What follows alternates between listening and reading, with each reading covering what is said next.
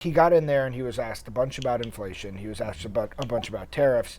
A few different times he acknowledged that he thinks tariff policy could cause more inflation. Welcome to Reporter's Notebook, where we talk to the Washington Examiner's top journalists about the stories breaking on their beats.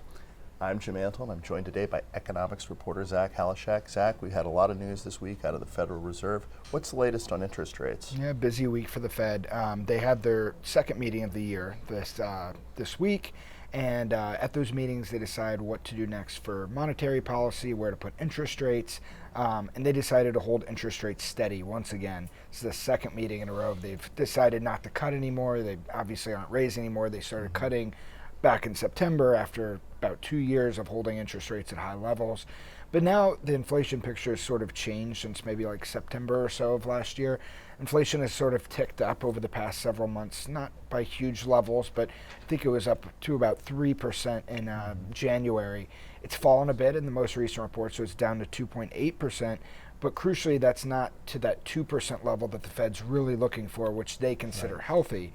And so I think that keeping interest rates at this level they're at now is kind of acknowledgement that the inflation fight is not done, and that they just kind of want to wait and see. Again, we have so much going on in the economic space with Trump's tariff agenda. Some economists argue that could influence inflation.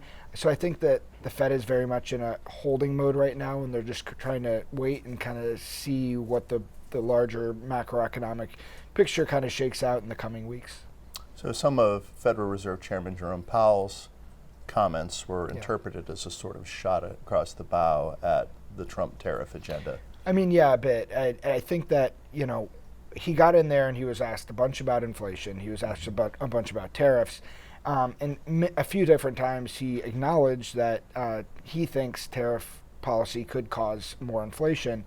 And I think let me go back a bit. Every other meeting, the Fed releases what's called the summary of economic projections, and it's basically an outlook of what the Fed officials at the meeting expect there to be in terms of GDP, unemployment, inflation.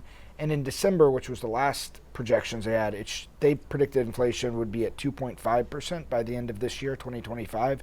They've now upped that to 2.7%. So, I mean, if we're at 2.8 now, that basically shows no progress on inflation this year. And Powell said part of that reasoning is that they think that tariffs will cause inflation to remain stickier than would have been without them. And so I think that kind of might have rankled some Trump officials who support tariffs and argue they're not inflationary. But again, when Powell does these things, he doesn't go straight into attack mode. It's kind of very subtle the way he says it. But that's how some interpreted it. Yeah. So you've written a story about the value-added tax that exists in a lot of countries, not the United States, and how that factors into the Trump tariff agenda. To go into that a little bit. So perhaps the biggest part of the Trump tariff trade agenda, obviously we've already seen him levy tariffs against Canada, Mexico, China, but the biggest part of this is what's called reciprocal tariffs, and it's an idea that if a country imposes, say, a 10% tariff on the U.S., we should be able to impose the same reciprocal 10% tariff back on them.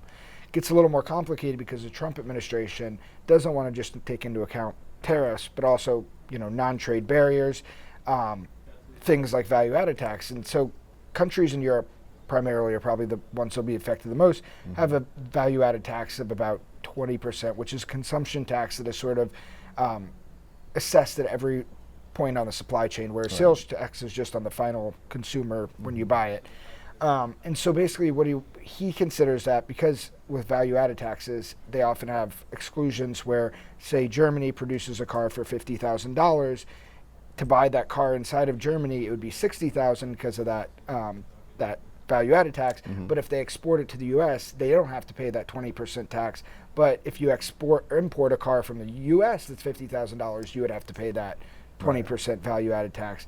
And I think that's kind of what Trump sees as like being unfair, as a trade barrier. Economists largely don't believe that it is unfair. They think that it's a neutral tax. A neutral tax on business.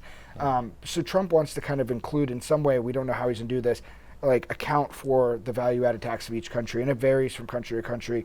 Switzerland has one, I think that's like around 9%, and then you have Hungary, which is 27%, I believe. So that's the big question with reciprocal tariffs is how are you going to logistically go through each country and decide that tariff rate to impose based on not just tariff rates, but also all these other factors, including value added.